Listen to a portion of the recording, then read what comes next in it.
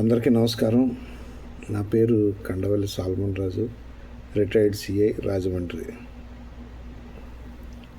ఈరోజు ఇంకిపెళ్ళి సుబ్బి చావుకు వచ్చిందంట.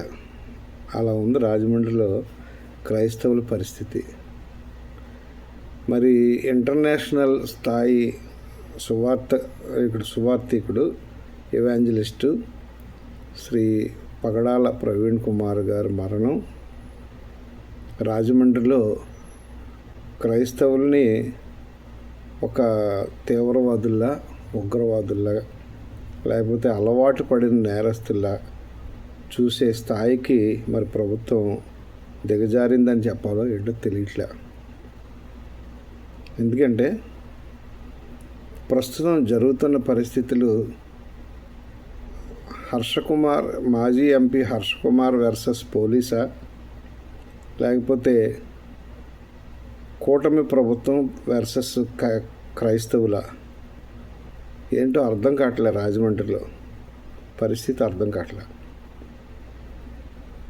హర్షకుమార్ గారు కొంతమంది క్రైస్తవులు, కొంతమంది 99% క్రైస్తవులు ప్రవీణ్ పగడాల గారిది హత్య అని అంటున్నారు. కానీ మరి పోలీసు వారు అది దర్యాప్తులో సెల్ఫ్ యాక్సిడెంట్ అని తేల్చారు. ఓకే, అది బాగుంది. కానీ అప్పుడు ప్రెస్ మీట్లో చెప్పిన ఉన్నతాధికారి గారు, మేము ఆల్రెడీ ఇది సెల్ఫ్ యాక్సిడెంట్గా రోడ్డు ప్రమాదంలో మరణించినట్టుగా మేము తేల్చాము, ఈ కేసు క్లోజ్ అయిపోయింది, ఇక దీని మీద ఎవరు మాట్లాడినా సరే వారి మీద కేసులు ఉంటాయి, కేసులు పెడతాం అని చెప్పారు. అలాగే ఒక 2-3 ఎపిసోడ్ల తర్వాత మళ్ళీ ఈ కేసు గురించి మాట్లాడిన 11 మందిపై మేము కేసులు పెట్టాము, అందులో ఒకళ్ళని రిమాండ్కి కూడా పంపించామని చెప్పారు. ఈ రకంగా క్రైస్తవుల నోరు నొక్కడానికి ప్రయత్నించారు. సరే, పోలీసు వారు కానీ మరి మీడియా వారు కానీ చెప్పేది ఏమంటున్నారంటే, మీకు ఎందుకయ్యా రాజమండ్రి క్రైస్తవులకి ఎందుకు మీకు, లేకపోతే రాజమండ్రి అసలు క్రైస్తవులకి ఏం పని మీకు, వాళ్ళ సొంత భార్యే ఆవిడ పట్టించుకోవట్లేదు, ఆవిడే క్షమించేసాను అన్నది కదా, మధ్యలో మీకేంటి ఈ బాధ అని చెప్పి కొంతమంది వ్యంగ్యంగా మాట్లాడుతున్నారు. మీకు అర్థం కాని పాయింట్ ఏంటంటే, పగడాల ప్రవీణ్ గారి భార్య అన్న మాట నేను క్షమించాను అన్నది ఆవిడ. అంటే ఎవరో నేరం చేసిన వ్యక్తులు ఉన్నారు, వారిని నేను క్షమించాను అని చెప్తుంది ఆమె. అంటే పైకి ఇది హత్య అని చెప్పకపోయినా సరే ఆమె మనసులో భావం ఈ రకంగా చెప్పారు ఆవిడ. కానీ మరి ఈ ప్రెస్ కానీ లేకపోతే పోలీసు వారు కానీ ఆవిడ క్షమించేసానని చెప్పింది కదా, మీకేంటి, మాకు పోలీసు వారు దర్యాప్తు మీద మాకు నమ్మకం ఉంది, మీరు దీని మీద మేము ఏ విధమైన చెయ్యం అని చెప్పేసి వాళ్ళు చెప్పేశారు కదా, మధ్యలో మీకు ఈ క్రైస్తవులకి ఏం పని అని చెప్పి ఒక విధమైన వితండవాదం మొదలుపెట్టారు. అయితే క్రైస్తవులు అందరూ ఈరోజు ఎందుకు బాధపడుతున్నారంటే కారణం మరి పోలీసు వారికి అర్థమవుతుందా లేకపోతే ప్రభుత్వం వారికి అర్థమవుతుందా లేదో తెలీదు. నేషనల్ హ్యూమన్ రైట్స్ వారు ఒక అడ్వైజరీ డైరెక్షన్స్ ఇచ్చారు. అందులో ఏంటంటే, బ్రతికున్న వ్యక్తికి ఏదైతే హక్కులు వర్తిస్తాయో అలాగే మరణించిన వ్యక్తికి కూడా ఆ హక్కులు వర్తిస్తాయి. ఆ హక్కులు ఏంటంటే రైట్ టు ప్రైవసీ, అంటే వ్యక్తిగత గోప్యత, మరియు రైట్ టు డిగ్నిటీ, ఆయన గౌరవానికి ఎక్కడ భంగం కలగకుండా చేయాల్సిన బాధ్యత ఎవరి మీద పెట్టిందంటే పోలీసు, మెడికల్, రెవెన్యూ, ప్రెస్సు, వీళ్ళందరి మీద పెట్టింది. కానీ మరి ఈరోజు క్రైస్తవులందరూ ఇంత బాధపడడానికి గల కారణం ఏంటంటే, ఈ పోలీసు వారు కేసు అయిపోయింది, మేము మూసేసాము, క్లోజ్ చేసేసాము కేసు, ఎవరన్నా దీని మీద మాట్లాడితే మేము కేసులు పెడతాం అని ఒక బెదిరింపు. తర్వాత ఇటు క్రైస్తవులకి తరపుని ఈ ఎవరైతే హర్ష కుమార్ గారు ఉన్నారో ఆయన వేసే ప్రశ్నలు మరి సామాన్య మానవుడికి నిజంగానే అనిపిస్తుంది ఆ ప్రశ్నలు కరెక్ట్గానే ఉన్నాయనిపిస్తుంది ఆ ప్రశ్నలు. ఎందుకంటే ఒకటి, ఇది ప్రమాదవశాత్తు జరిగిన case, road accident case. Road accident కేసులో పోలీసు వారు ఎవరైతే చనిపోయిన వ్యక్తి ఉన్నాడో ఆ చనిపోయిన వ్యక్తి భార్య దగ్గరకు వెళ్ళి ఈ ల్యాప్టాపు, ఫోన్లు తీసుకోవాల్సిన పనే వచ్చింది. రెండో ప్రశ్న ఏంటంటే, ఆయన బ్యాంక్ అకౌంట్ ఫ్రీజ్ చేయాల్సిన పనే వచ్చింది. నిజంగా అది రోడ్ యాక్సిడెంట్ అనుకుంటే మరి ఇవన్నీ ఎందుకు చేస్తున్నట్టు? ఎక్కడో ఏదో హిడెన్ ఎజెండా ఏదో ఉంది అని అనిపించట్లే. మరి సరే, ఇది కాక మరి ఆయన బయటపెట్టిన పోస్ట్ మార్టం సర్టిఫికెట్లో మొదట ప్రిలిమినరీ రిపోర్ట్లో అసలు ఆల్కహాల్ వాసనే లేదు అని చెప్పన్నారు. ఫైనల్ ఒపీనియన్లోకి ఏమొచ్చిందంటే, ఇది విచిత్రంగా చాలా టిపికల్గా ఇచ్చారు. పోస్ట్ మార్టం సర్టిఫికెట్లో మరణానికి గల కారణం చాలా టిపికల్గా ఇచ్చారు. ఏమనంటే head injury and multiple injury coupled with consumption of ethyl alcohol అని ఇచ్చారు. అదొకటి భరించలేకపోతున్నారు క్రైస్తవులు. ఇంకొక విషయం ఏంటంటే, వీరు మరి 600 సీసీ ఫుటేజ్లు మేము తీసుకున్నాము, ఇన్వెస్టిగేషన్ చేసాము, 600 సీసీ ఫుటేజ్లు తీసుకున్నామని చెప్పారు. ఆ సీసీ ఫుటేజ్లు మరి పోలీసు వారి దగ్గర నుంచి వెళ్ళాయా లేకపోతే ఆ సీసీ ఫుటేజ్లు మరి మీడియాకు వెళ్ళినాయా తెలీదు. మీడియా ఏదైతే నేషనల్ హ్యూమన్ రైట్స్ వారు నిబంధన పెట్టారో మరణించిన వ్యక్తి యొక్క డిగ్నిటీ కానీ రైట్ టు ప్రైవసీకి కానీ ఎక్కడ భంగం కలగకూడదని చెప్పి ఏదైతే డైరెక్షన్ ఇచ్చారో మీడియాకి, పోలీస్కి, కానీ దానికి వ్యతిరేకంగా మీడియా ఆయన ఎక్కడో బ్రాందీ షాప్లో బ్రాందీ కొన్నాడు, ఆయన ఎక్కడో తాగేసి ఊగుతున్నాడు, ఆయన ఎక్కడో ఆయన తాలూకు వ్యక్తిగత రైట్ టు ప్రైవసీ అంటే ఆయన తాలూకు మరి సెల్ ఫోన్లో ఆయన తాలూకు స్టేట్మెంట్, బ్యాంక్ స్టేట్మెంటు, ఎందుకంటే ఏ కారణంతో తీసుకున్నారంటే బ్రాందీ షాప్లో ఈయన సెల్ ఫోన్ నుంచి ఫోన్పేలో చేశాడు, డిజిటల్ పేమెంట్ చేశారు కాబట్టి బ్యాంక్ స్టేట్మెంట్ తీసుకున్నారు.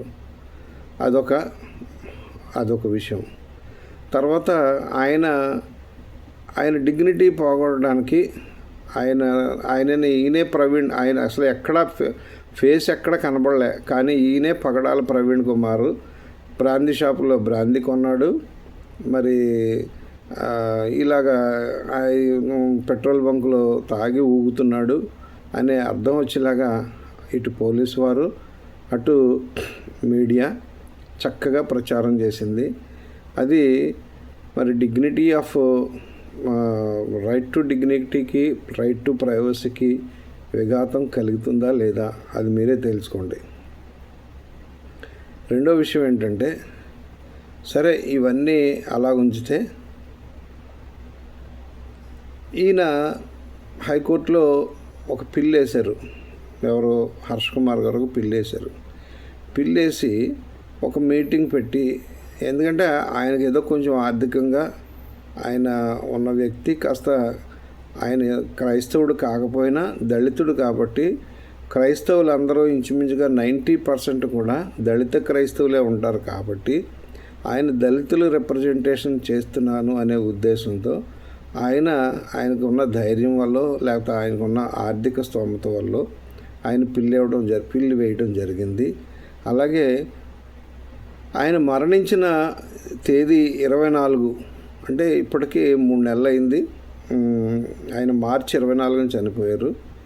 మే 24ని, అంటే 2 నెలలు అయింది, మే 24వ తారీఖుని ఎక్కడైతే మరణించారో ఆ వెనకాల చాలా ఖాళీ స్థలం ఉంది. ఆ ప్లేస్లో ఆయనకి మరి క్రిస్టియన్ ఆనవాయితీ ప్రకారం ఏంటంటే చనిపోయిన వ్యక్తికి ఎక్కడైతే మరణించారో చనిపోయిన వ్యక్తికి మెమోరియల్ సర్వీస్ పెడతారు. అంటే జ్ఞాపకార్థ కూడిక అని, మొదటి జ్ఞాపకార్థ కూడిక అని పెడతారు. హైదరాబాద్లో వాళ్ళు పెట్టుకున్నారో లేదు, పెట్టుకున్నారు.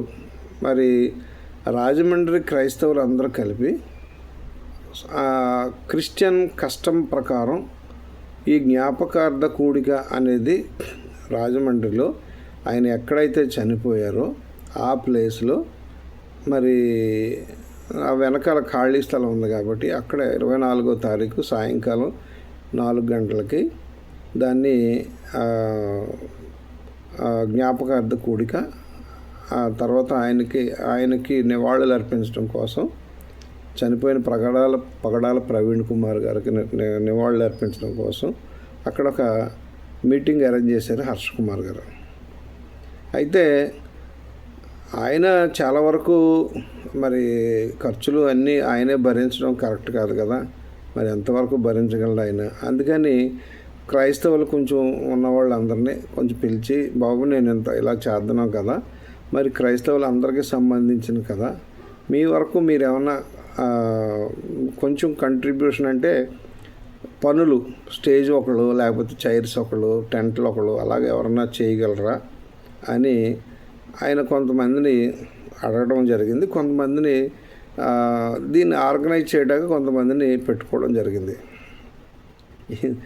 దీనికి నేను ఎందుకు చెప్తున్నానంటే, ఇది ప్రభుత్వం వర్సెస్ క్రైస్తవుల, లేకపోతే హర్ష్ కుమార్ వర్సెస్ పోలీసా అనేది తెలియట్లే. ఎందుకంటే ఈ హర్ష కుమార్ గారు ఈ మీటింగ్ గురించి ప్రతి చర్చిలోనూ, ప్రతి చర్చిల దగ్గర కటౌట్లు, ఫ్లెక్సీలు పెట్టించారు. తర్వాత పాంప్లెట్లు పంచిపెట్టారు. కొన్ని చోట్ల ఫ్లెక్సీలు పెట్టారు. మరి ప్రభుత్వం చేస్తుంది అనుకోవాలా, లేకపోతే కొన్ని చోట్ల మున్సిపల్ అధికారులు బలవంతంగా పీకేశారు. ఎందుకంటే సంవత్సరాల తరబడి కొంతమంది రాజకీయ నాయకుల యొక్క బర్త్డే విషెస్, లేకపోతే ఆహ్వానాలు, లేకపోతే శుభాకాంక్షలు, ఇలాంటి ఎన్ని ఫ్లెక్సీలు ఉన్నా సరే ఎప్పుడు పాపం పట్టించుకొని మున్సిపల్ అధికారులు కేవలం ఈ పగడాల ప్రవీణ్ కుమార్ గారు సంస్మరణ సభకు క్రైస్తవులందరూ రండి బాబు అని చెప్పి పెట్టిన ఆ ఫ్లెక్సీని మాత్రం ధ్వంసం చేశారు. ఇక పోలీసులు అయితే ప్రతి చర్చి దగ్గర ఉన్న ఫ్లెక్సీలు అవి పీకేయడం, ధ్వంసం చేయడం జరిగింది. ఇంకొక విషయం అండి, దీని మీద పాపం ఆర్గనైజింగ్ కమిటీ అని ఒక కమిటీని వేశారు. ఒక 17 మందో 12 మందో కమిటీ. మరి పోలీసు వారు ఈ 12 మంది కమిటీలని పిలిపించి, మీకు మీటింగ్ పెట్టుకోవడానికి పర్మిషన్ లేదు కాబట్టి మీరందరూ బైండ్ ఓవర్ చేస్తున్నాం మిమ్మల్ని అని చెప్పి మరి ఎంఆర్ఓ గారి దగ్గరికి బైండ్ ఓవర్ చేయడానికి పంపించారు. చట్టంలో ఎవరిని బైండ్ ఓవర్ చేయాలంటే, ఒకటి ప్రజాశాంతికి భంగం కలిగేలాగా వ్యక్తిగతలు చేస్తుంటే అస్తమాన ప్రజాశాంతికి భంగం కలిగేలా చేసే వ్యక్తులకి మంచి నడతగా ఉండడానికి బైండ్ ఓవర్ చేస్తారు. లేదు గుంపులుగా తిరుగుతూ నేరాలు చేసే ఉద్దేశంతో గుంపులుగా తిరుగుతూ తమ నీడల్లో తమ ముఖాన్ని దాచుకుంటూ రాత్రులు తిరిగే వాళ్ళని కూడా బైండ్ ఓవర్ చేస్తారు. ఇక అలవాటు పడిన నేరస్తులను కూడా బైండ్ ఓవర్ చేస్తారు. ఇక నక్సలైట్లకి ఏదైతే సహాయం చేస్తుంటారో వాళ్ళని కూడా బైండ్ ఓవర్ చేస్తారు. మరి ఈ 106 మరి 2 గ్రూపులు ఏదైతే ప్రజాశాంతికి భంగం కలిగేలాగా 2 గ్రూపులు దెబ్బలాడేసుకుంటుంటే ఆ గ్రూపులు 2 మంచి నడతగా ఉండడం కోసం బైండ్ ఓవర్ చేస్తారు. మరి ఈ ప్రభుత్వంకి మరి కొత్త చట్టం ఎక్కడొచ్చిందో నాకైతే తెలీదు. ప్రభుత్వం వారు ఎవరైతే ఆర్గనైజర్స్ ఉన్నారో ఆ ఆర్గనైజర్స్ని రాజమండ్రి ఎంఆర్ఓ గారి దగ్గర పంపించి బైండ్ ఓవర్ చేసి 50,000 ష్యూరిటీ తీసుకుని వాళ్ళని వదిలిపెట్టారు. విజ్ఞులైన రాజమండ్రి పుర ప్రజలకి మీ విజ్ఞప్తి, ఇది ఎంతవరకు న్యాయం ఆలోచించండి. వారు హత్య అంటున్నారు, అది కాదు అని మీరు తేల్చారు. హత్య అన్నప్పుడు మరి ఎందుకు హత్య అంటున్నారు అని చెప్పి, ఓకే మీరు ఏదైతే మన బ్యాంకు ఫ్రీజ్ చేశారో, బ్యాంక్ అకౌంట్ ఫ్రీజ్ చేశారో, ల్యాప్టాప్లు తీసుకున్నారో, లేకపోతే సెల్ ఫోన్లు తీసుకున్నారో, ఇవన్నీ మరి దానికి మరి ఏం రికార్డు రాశారో తెలీదు. సరే, ఈస్టర్కి ముందు రోజుని, అంటే గుడ్ ఫ్రైడేకి ఈస్టర్కి మధ్యలో ఉన్న 19వ తారీఖుని ఏదో మాకు ఈస్టర్కి క్రిస్టియన్ కష్టం ఏంటంటే చనిపోయిన వ్యక్తుల్ని మీరైతే మరి హైందవ సాంప్రదాయంలో మరి సంక్రాంతికి పెద్దలకు భోజనాలు పెట్టుకుంటారంటారు. అలాగే చనిపోయిన వ్యక్తుల్ని తలుచుకుంటూ కొన్ని సంబరాలు అవి చేసుకుంటూ ఉంటారు. మరి క్రైస్తవ కష్టం ప్రకారం ఏంటంటే చనిపోయిన వ్యక్తుల సమాధుల దగ్గరకో లేకపోతే చనిపోయిన స్థలం దగ్గరకో వెళ్ళి కొవ్వొత్తులు వెలిగించుకుని వాళ్ళ జ్ఞాపకం చేసుకుని దేవుడికి ఈయన ఆత్మశాంతి కలిగించేలాగా మీ సన్నిధికి ఈయన ఆత్మను మీ సన్నిధికి చేర్చుకో తండ్రి అని ప్రార్థన చేసుకుంటారు. మీరు ఈస్టర్ రోజున మీరు చూసారో లేదో, రాజమండ్రిలో మొత్తం 3 బరియల్ గ్రౌండ్స్ ఉన్నాయి. అలా కాకుండా ధవళేశ్వరం, హుక్కుంపేట కూడా ఉన్నాయి, మరి కాతేరులో కూడా ఉన్నాయి. ఇవన్నీ కూడా అన్ని చోట్ల తెల్లవారుజామున 12 గంటల నుంచి మొత్తం క్రిస్టియన్స్ అందరూ ఈ బరియల్ గ్రౌండ్కి వెళ్ళి వారి తాలూకు చనిపోయిన సమాధుల దగ్గర కొవ్వొత్తులు వెలిగిస్తూ వాళ్ళ యొక్క కండోలెన్స్, వాళ్ళ యొక్క నమ్మకం తెలియజేస్తూ ఉంటారు. అది జరిగింది. అదే రకంగా మరి ఈస్టర్ ముందు రోజుని ప్రవీణ్ పగడాల గారు మరణించిన ప్లేస్లో కొవ్వొత్తులు వెలిగించే కార్యక్రమం పెట్టుకున్నారు. ఆ కొవ్వొత్తులు వెలిగించే కార్యక్రమానికి హర్షకుమార్ గారు పిలుపునిచ్చారు. ఎందుకంటే ఇప్పుడు ఆ ప్లేసు ఎక్కడైతే నయారా పెట్రోల్ బంక్ ఉందో, ఆ పెట్రోల్ బంక్ ఎదురుగా ఈయన ఎక్కడైతే ప్రవీణ్ పగడాల గారు చనిపోయారో దాని పక్కనే ప్రకృతి వేదిక అని చెప్పి హర్షకుమార్ గారి తాలూకు మినీ ఫంక్షన్ హాల్ ఉంది అక్కడ. నాకు సరే ఆ రోజు అక్కడ జనం అందరూ వస్తున్నారు, కానీ ఈ పిలుపుని పోలీసు వారు మరి నెగిటివ్గా తీసుకుని సుమారుగా ఒక 100 మంది పోలీసులు ఆ ప్లేస్లో ఆ కార్యక్రమం జరగకుండా అడ్డుకోవడానికి ప్రయత్నించారు. అయితే దాంట్లో మరి డిఎస్పీలు చాలామంది ఉన్నారు, 2-3 డిఎస్పీలు ఉన్నారు, సిఏలు చాలామంది ఉన్నారు, ఎస్ఐలు ఉన్నారు, కాక స్పెషల్ పార్టీస్ ఉన్నాయి. ఇంతమందితో ఆపుదామని ప్రయత్నించారు. కానీ మంచి మండు టెంట్లో 2 గంటల నుంచో 3 గంటల నుంచో పోలీసులను అందరినీ నిలబెట్టేశారు. అది ఏమన్నా సంఘ వ్యతిరేక చర్య. అది కొవ్వొత్తులు వెలిగించుకుని ఎవరైతే ప్రవీణ్ పగడాల గారు చనిపోయిన ప్లేసు జ్ఞాపకార్థంగా అక్కడ కొవ్వొత్తులు వెలిగించుకోవడం అనేది ఏమన్నా సంఘ వ్యతిరేక కార్యక్రమమా? కాకపోతే హర్షకుమార్ గారు ఆయన పిలుపునిచ్చేటప్పుడు ఒక మాట అన్నాడు, ఇది హత్య అని ఎవరైతే భావిస్తున్నారో అందరూ అక్కడికి వచ్చి కొవ్వొత్తులు వెలిగించండి అని చెప్పారు. దాని మీద మరి సరిగా 4 గంటలకు 5 గంటలకు అన్నారు. ఆ టైంకి ఒకరు చేరుతున్నారు. సరే పోలీసు వారు అక్కడ ఏదో ఫోటో పెడితే అది తీసేశారట. సరే ఈయన ఏం చేశారు, హర్ష్ కుమార్ గారు, సరే నా ప్రకృతి వేదిక ఉంది కదా అక్కడ పెట్టుకుంటాం, అక్కడ పెట్టుకుంటే పర్వాలేదు కదా అని అక్కడికి బయలుదేరుతున్నారు. కారులో బయలుదేరుతుంటే ఆ ప్రకృతి వేదిక దగ్గర పోలీసు వారు హర్ష్ కుమార్ గారిని మార్గ మధ్యంలో ఆపి అక్కడి నుంచి ఆయన్ని పోలీస్ వ్యాన్లో సుమారు 5 hours తిప్పి చివరికి మరి వాళ్ళ కుమారుడికి మరి ఎలా ట్రేస్ చేసాడో తెలీదు. ఆ కుమారుడు హర్ష్ కుమార్ గారిని ఎక్కడైతే పెట్టారో ఆ ప్లేస్కి వెళ్ళి చేస్తే అప్పుడు హర్ష్ కుమార్ గారిని ఇంటికి తీసుకొచ్చి చెప్పేశారు. అప్పటికే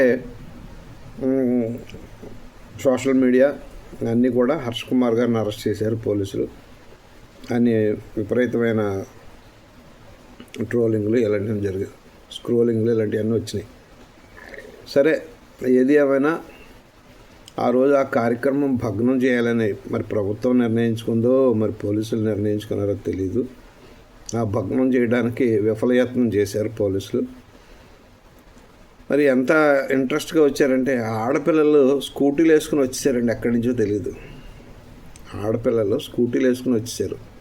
హర్ష కుమార్ గారిని అయితే ఆపగలిగారు, కానీ మరి అక్కడ 100 మంది, ఇంచుమించుగా 100 మంది పోలీసులు ఉన్నారు.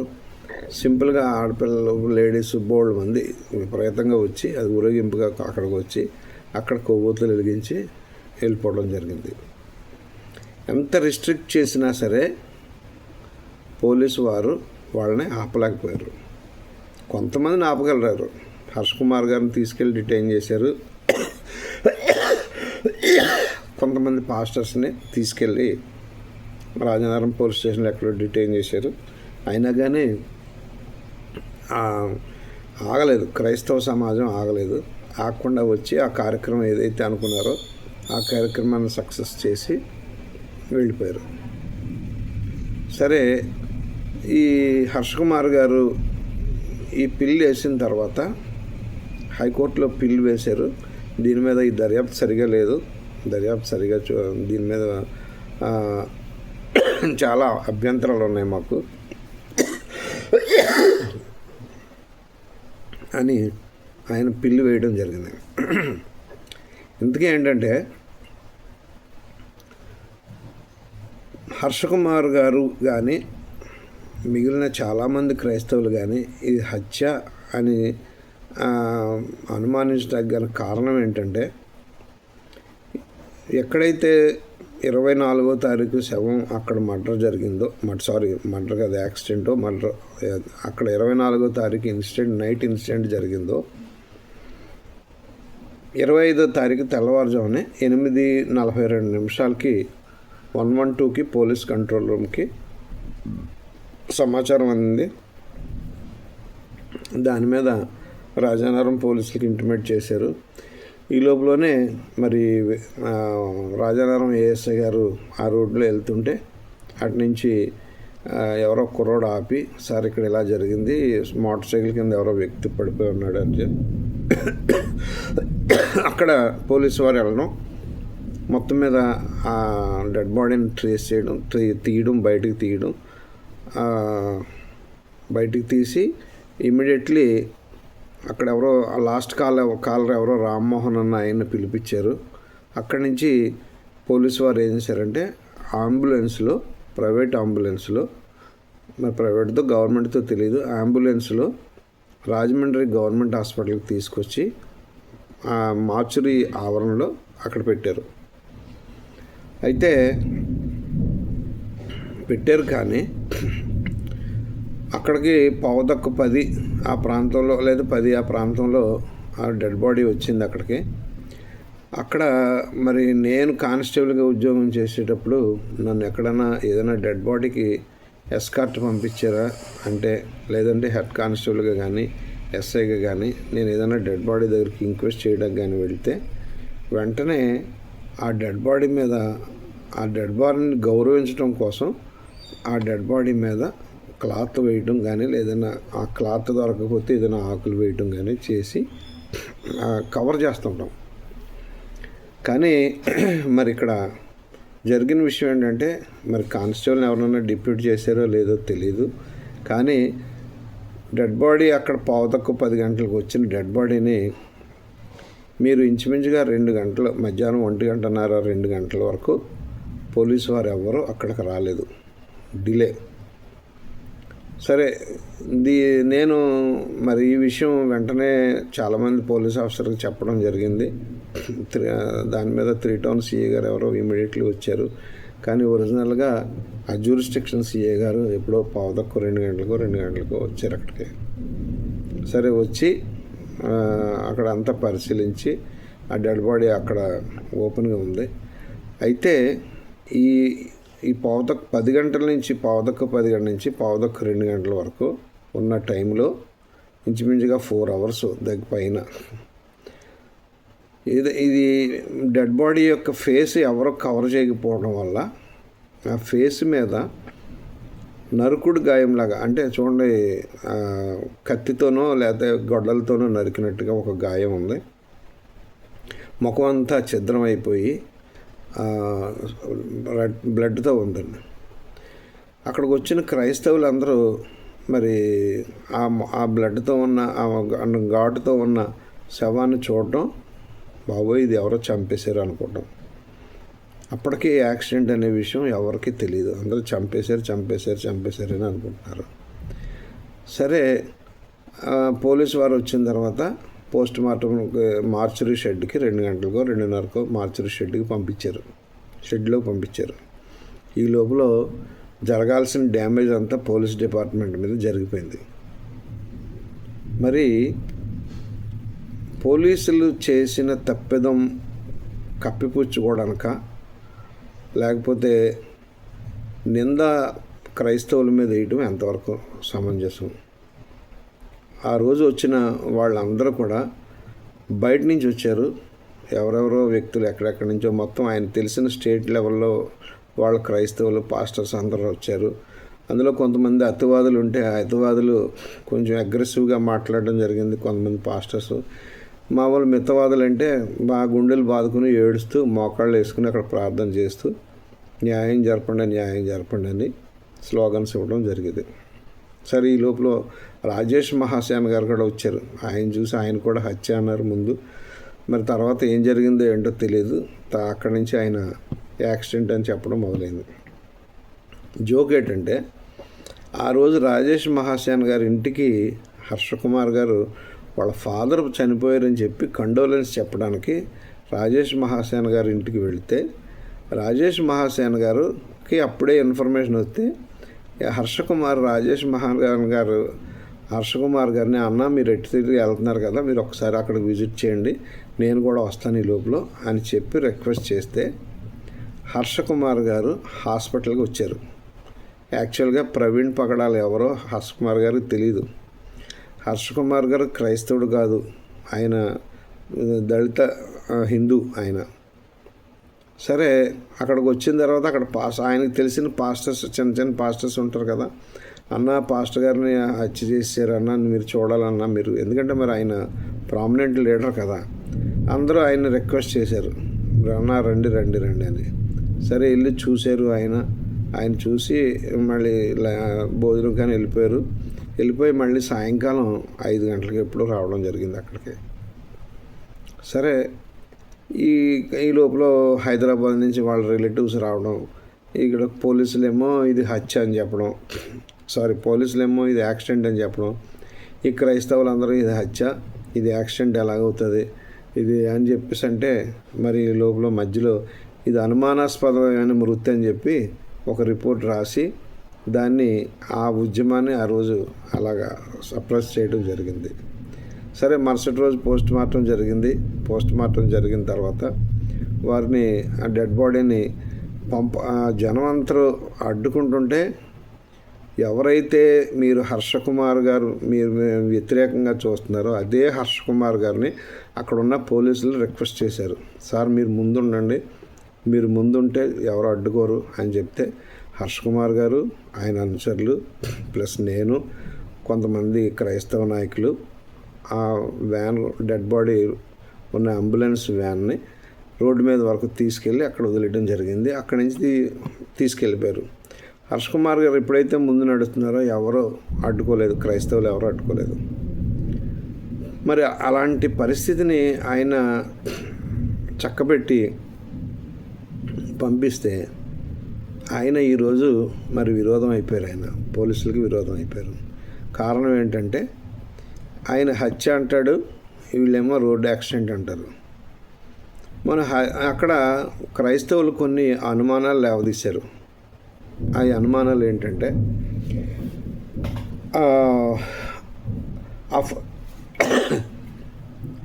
ఆయన హెల్మెట్ తీయలేదు, హెడ్ ఇంజరీ అక్కడి నుంచి వచ్చింది. ఆయనకి చనిపోయినప్పుడు కూడా తలకి హెల్మెట్ ఉంది, కానీ హెడ్ ఇంజరీ అని వచ్చింది. హెడ్ ఇంజరీ అలాగొచ్చింది. తర్వాత ఆ సీనా వెఫెన్స్లో 2 చెక్క ముక్కలు ఉన్నాయి, వాటి మీద రక్తం ఉంది. ఆ చెక్క ముక్కలకి రక్తం ఉంది కాబట్టి ఆ చెక్క ముక్కలు ఎందుకు వచ్చినాయి అక్కడ. తర్వాత ఏదైతే బ్లడ్ ఉందో, బ్లడ్ మోటార్ సైకిల్ కింద డెడ్ బాడీ ఉంది, ఆయన ఫేస్ మీద మోటార్ సైకిల్ పడి ఉంది. అయితే మొత్తం ఇంజిన్ అంతా బ్లడ్ స్ప్రింకిల్ అయి ఉంది. ఇవి వారి డౌట్లు. అది కాక ఇంకా కొన్ని బరంట్ ఇంజరీ ఉంది తొడ మీద ఎక్కడో, కానీ లోపల శరీరం కాలేదు, కానీ పైన ఎక్కడ ఫ్యాంట్ కాలేదు అనేది ఒక అనుమానం. సరే, ఇవన్నీ టెక్నికల్గా తెలియని వాళ్ళం కాబట్టి, సామాన్య మానవులు కాబట్టి అనుమానిస్తారు. అనుమానించినప్పుడు వాళ్ళని క్లారిఫై చేయాల్సిన బాధ్యత పోలీసు వారికి ఉంది. సరే, ఇంత జరిగిన తర్వాత మరి ఇప్పుడు హర్ష్ కుమార్ గారు దీనిలో పూర్తిగా ఇన్వాల్వ్ అయిపోయాడు. ఇప్పుడు ఏంటంటే ఆయన చరిత్ర తెలుసుకొని, మన ప్రవీణ్ పగడగల్ గారు పూర్తిగా ఆయన చరిత్ర తెలుసుకొని, ఆయన మేధావితనం అవన్నీ తెలుసుకొని పూర్తిగా దాంట్లో ఇన్వాల్వ్ అయిపోయి ఇది హత్య అని మొదలుపెట్టారు. ఆయనకు చెప్పేవాళ్ళందరూ ఇది హత్య అని చెప్తున్నారు, కానీ మరి పోలీసు వారు ఇది యాక్సిడెంట్గా రుజువు చేశారు.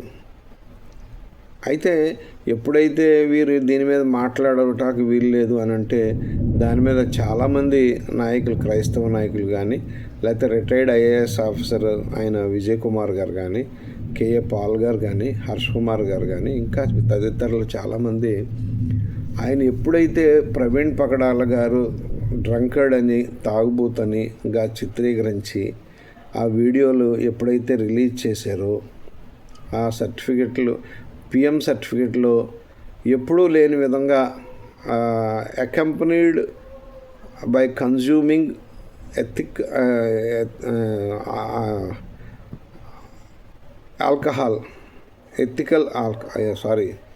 ఎథైల్ ఆల్కహాల్ కన్జ్యూమ్ చేయడం వల్ల చనిపోయాడు అని చెప్పి సర్టిఫికేట్ ఇచ్చారు. మరి ఆ సర్టిఫికేట్ అలా ఎందుకు రాశారో ఆ డాక్టర్లకి అర్థం కావాలి. ఎందుకంటే నేను చాలా పిఎం సర్టిఫికేట్లు ఒక 1000 మీద 1000 పైనే నేను పిఎం సర్టిఫికేట్లు చదివి ఉంటాను నేను సర్వీస్లో. అందులో ఇంజరీస్ కాలమ్స్లో క్లియర్గా రాస్తారు. ఎక్స్టర్నల్ ఇంజరీస్, ఇంటర్నల్ ఇంజరీస్ వేరుగా రాస్తారు. తర్వాత ఆ ఇంజరీస్ యాంటీమార్టమా, పోస్ట్ మార్టం అని రాస్తారు. యాంటీమార్టం అంటే మనిషి బతికుండగా జరిగిన గాయాలని యాంటీమార్టం అంటారు. చనిపోయిన తర్వాత జరిగిన పోస్ట్ మార్టం అంటారు. అది రాస్తారు. ఆ ఇంజరీస్ సైజు రాస్తారు. అవన్నీ రాసి ఇంటర్నల్ ఎగ్జామినేషన్లో క్లియర్గా లంగ్స్ ఇవన్నీ క్లియర్గా ఎగ్జామిన్ చేస్తారు. ఎక్కడైనా డిఫరెన్స్ ఉంటే మాత్రమే దానికి అది పాయింట్అవుట్ చేస్తారు. కానీ మరి ఇందులో ఇంజరీస్ సెపరేట్గా రాయలే, అన్నీ కలిపి రాసేసారు. తర్వాత విసేరా పంపించారు. విసేరాలో వచ్చిన దాని మీద అందులో ఇథైల్ ఆల్కహాల్ ఉందని చెప్పారు కాబట్టి ఒపీనియన్ వచ్చింది కాబట్టి ఆ death ethyl consumption accompanied head injury and multiple injuries accompanied with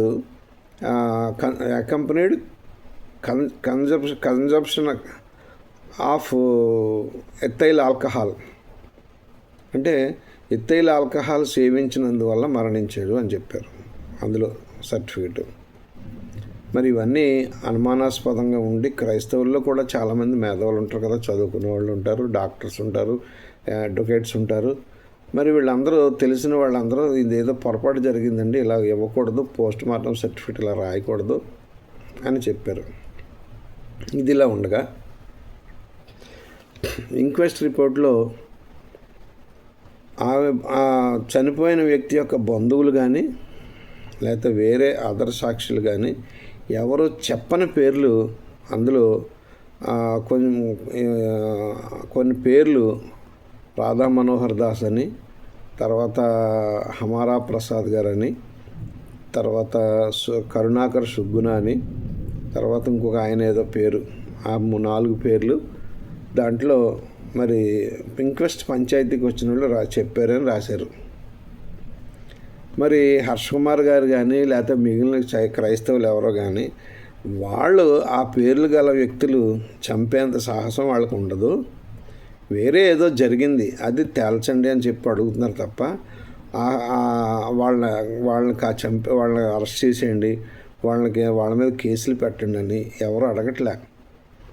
అలాగే ఆయన చనిపోయే ముందు సోషల్ మీడియాలో ఎవరో ఒక వ్యక్తిని ఉద్దేశించి మీరు నన్ను చంపకండి, నేను క్షమాపణ చెప్తాను బహిరంగంగా అని ఆయన ఫేస్బుక్లో పోస్ట్ పెట్టారు.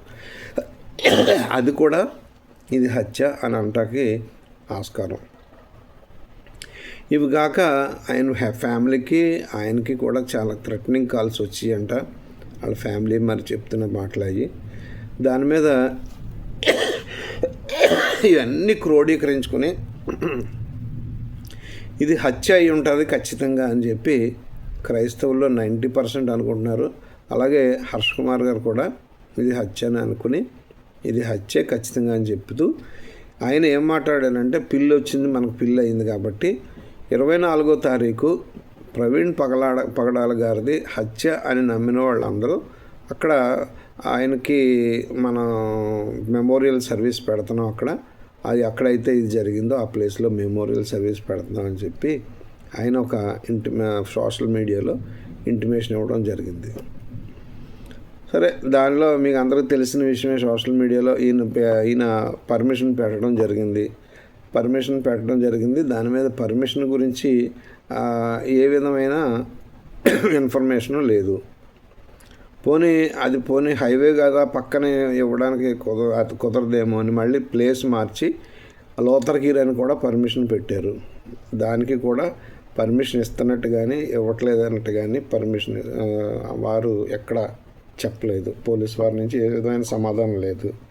సరే, దాని మీద ఇంకేముంది, కోర్టు ఒకటే శరణ్యం కాబట్టి హైకోర్టులో వేశారు. హైకోర్టులో ఏంటంటే ఇంత అర్జెన్సీ ఏముంది దీని మీద అని చెప్పి దాన్ని మరి డిస్పోజల్ చేయలేదు, కానీ దాన్ని ఎందుకో పెండింగ్ పెట్టారు అని తెలిసింది. నాకు ఇంతవరకు తెలీదు, పెండింగ్ పెట్టారని తెలిసింది. సరే, ఇవన్నీ మళ్ళీ ఈయనేమో ఇప్పుడు మధ్యలో ఇటు హర్ష కుమార్ గారు, అటు ప్రభుత్వం, ఇటు పోలీసులు మధ్య క్రైస్తవ నాయకులు నలిగిపోతున్నారు. హర్ష కుమార్ గారేమో ఇది హత్య, ఖచ్చితంగా హత్య, దీని సంగతి తేల్చాల్సిందే, రీపోస్ట్ మార్టం చేయాల్సిందే అని హర్ష కుమార్ గారు పట్టుపట్టారు. సరే, పోలీసు వారు ఏంటంటే మేము ఆల్రెడీ ఇది యాక్సిడెంట్ అని తేల్చిన తర్వాత కూడా మేము ఎంతో కష్టపడి ఇన్ని సీసీ ఫుటేజ్లు తీసుకొని గూగుల్ టేకట్లు తీసుకొని చాలా సాఫిస్టికేటెడ్గా ఇన్వెస్టిగేషన్ చేసి ఇది యాక్సిడెంట్ అని తేల్చాం. ఫారెన్సిక్ ఎక్స్పర్ట్స్ని రప్పించిన తర్వాత ఇది యాక్సిడెంట్ అని తేల్చాం. అయినా కానీ ఈ క్రైస్తవులకి సమాజానికి సంతృప్తి లేకోకుండా ఇంకా హత్య అని అంటున్నారు అని చెప్పి ఒక విధమైన ఏహ్య భావం పోలీసు వారిలో కలిగింది. ప్రభుత్వం అనొచ్చు, పోలీసు వారు అనొచ్చు. ఇక అక్కడి నుంచి మరి ఇంకా ఈ 24వ తారీఖు దగ్గరికి వస్తుందనగా ఇక పోలీసు వారు ఇదే పని మీద ఉన్నారు. అందరు పోలీసులు కూడా పాస్టర్స్ ఇళ్ళకి వెళ్ళడం, పాస్టర్స్ని మీరు హర్ష్ కుమార్ గారు మీటింగ్కి పర్మిషన్ లేదు, మీరు వెళ్ళడానికి వీల్లేదు. క్రైస్తవ నాయకులు ఇళ్ళకి వెళ్ళడం, హర్ష్ కుమార్ గారు మీటింగ్కి పర్మిషన్ లేదు, మీరు వెళ్ళడానికి వీల్లేదు. వెళ్తే మీ మీద కేసులు పెడతారు. ఇలాగా ప్రతి పాస్టర్స్కి, చిన్న పాస్టర్ల దగ్గర నుంచి పెద్ద పాస్టర్ల వరకు ఓరల్గా కానీ రిటర్న్ పూర్వకంగా కానీ నోటీసులు ఇవ్వడం, ఫోన్లో చెప్పడం, అది కాక చర్చెస్ మీద నిఘా, పోలీసులు చర్చెస్ మీద నిఘా చేయడం, ఇవన్నీ జరుగుతుంది. సరే, ఇలా జరుగుతుంటే నేను మరి ఏమన్నా దీన్ని ఏదన్నా సొల్యూషన్ చేస్తే బాగుంటుందని నేను రిటైర్డ్ పోలీస్ ఆఫీసర్గా నేను ఒక పోలీస్ ఆఫీసర్ని కలిసి దీన్ని ఎందుకు సార్ ఇలా పొడిగిస్తారు, మధ్యలో క్రైస్తవులు నలిగిపోతున్నారు, అటు పోలీసులు నలిగిపోతున్నారు, సాధారణమైన పోలీసులు ఎండలో ఈ వేసవకాలంలో ఎలా నలిగిపోతారండి. ఇప్పుడు 4 గంటల కార్యక్రమం అన్నారు, మొన్న ఆ కొవ్వొత్తుల కార్యక్రమం ఉంది, మధ్యాహ్నం 2 గంటల నుంచి ఆ ఎండలో నిలబెట్టారు, మంచి ఎండలోను. మరి పోలీసులకి ఎంత అసౌకర్యం. సరే, రేపు ఈయన తగ్గట్లేదు, మేము చెప్పాం, పోన్లేండి సార్ తర్వాత ఎప్పుడో పెడదాం అని అంటే ఈయన లేదు ఇది హత్య తేలాల్సిందే అని ఈయన అంటారు. పోలీసులేమో మేము అది ఆల్రెడీ మేము యాక్సిడెంట్గా తేల్చాం, మళ్ళీ హత్య అంటే కుదరదు అని వాళ్ళు అంటారు. మరి ప్రభుత్వం చూస్తే మరి ఈ మధ్యకాలంలో మన మహాసేన రాజేష్ గారు ఆయన కొత్త ఇది తీసుకొచ్చారు, ఒక కొత్త స్టోరీ అల్లుకుని తీసుకొచ్చారు ఆయన. అదేంటంటే హర్ష కుమార్ గారు రేపు పెట్టే మీటింగ్ ఒక చెడు ఉద్దేశంతో పెట్టారట. ఎక్కడో తునిలో జరిగిపోయిన కాపు మహానాడు మీటింగ్లో తునిలో జరిగిపోయినట్టు బయట నుంచి కడప నుంచి, కర్నూలు నుంచి, అక్కడి నుంచి తీసుకొచ్చి ఎవరినన్నా క్రైస్తవులు ఎవరినన్నా ఇబ్బంది పెట్టడమో లేకపోతే వేరే వాళ్ళని ఎవరినైనా ఇబ్బంది పెట్టి మత కలహాలు సృష్టించడానికి ప్రయత్నిస్తున్నాడు ఆయన రాజకీయ నిరుద్యోగి అంట. ప్రస్తుతానికి ఆయన చెప్పిన మాట, రాజకీయ నిరుద్యోగి కాబట్టి ఆయనకి పొలిటికల్ మైలేజ్ కోసం ఇలా అన్నీ ప్రయత్నిస్తున్నాడు అని చెప్పి ఆయన చాలా దారుణంగా విమర్శిస్తున్నారు. మరి హర్ష కుమార్ గారు స్టేజ్ ఏంటి, ఆయన స్టేజ్ ఏంటి? 2 సార్లు ఎంపీ చేసిన హర్ష కుమార్ గారు, ఈయన ఒకసారి ఎమ్మెల్యే సీట్ ఇస్తేనే భయపడిపోయి ఆ ఎమ్మెల్యే సీటు తెచ్చుకోకుండా జాయిన్ అవ్వకుండా ఉన్న వ్యక్తి, ప్రజల్లో అభిమానం ఉన్న వ్యక్తి అయితే డైరెక్ట్గా ఎమ్మెల్యే టికెట్ అనౌన్స్ చేసిన వెంటనే వెళ్ళి తీసుకుని అక్కడ వెళ్ళి పని చూసుకోవాలి.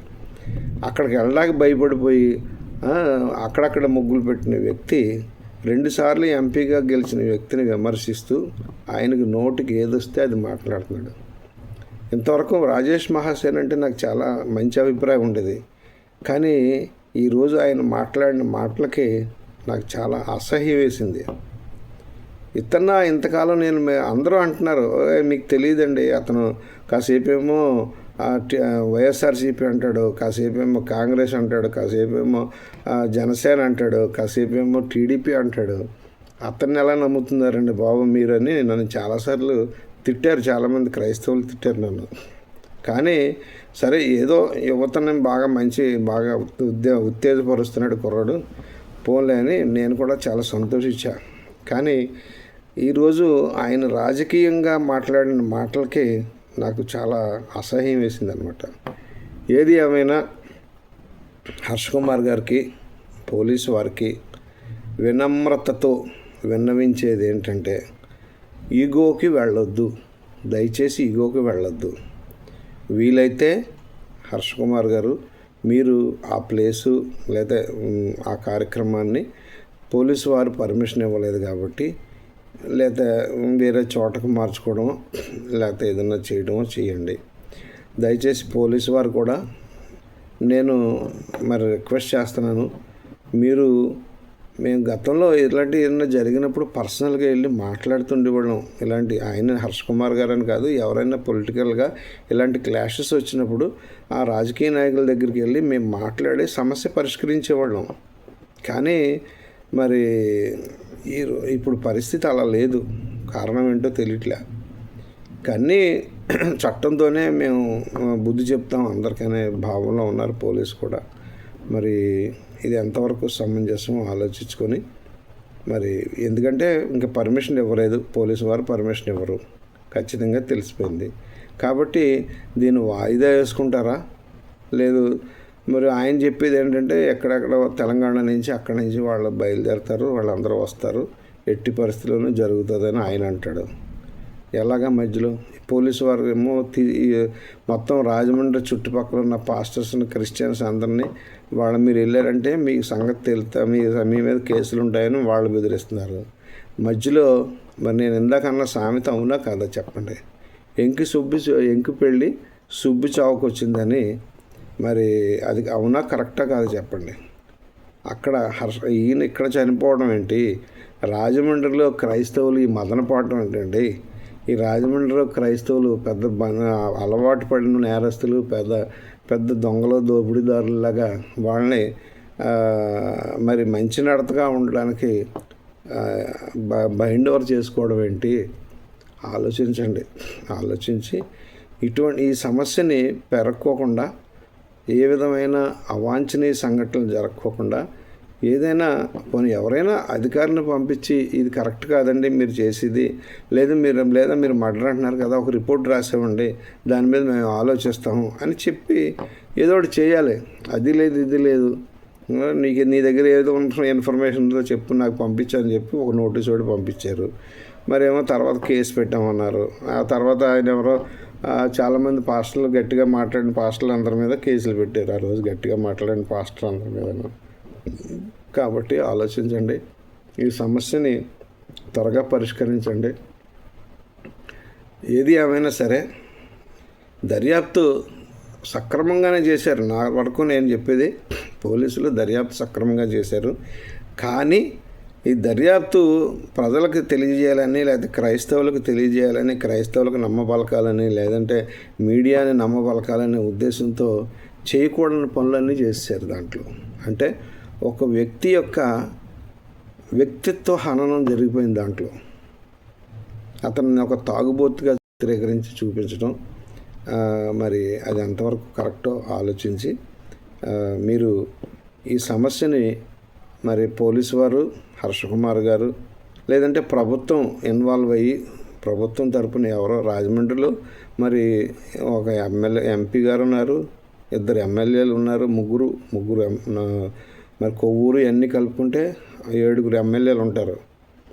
మరి ఇవన్నీ వీరందరూ ఒకసారి ఆలోచించి దీనికి ఏదో సొల్యూషన్ ఆలోచించి ప్రజలు నలిగిపోకుండా చేయాలని కోరుకుంటూ మీ సాల్మన్ రాజు.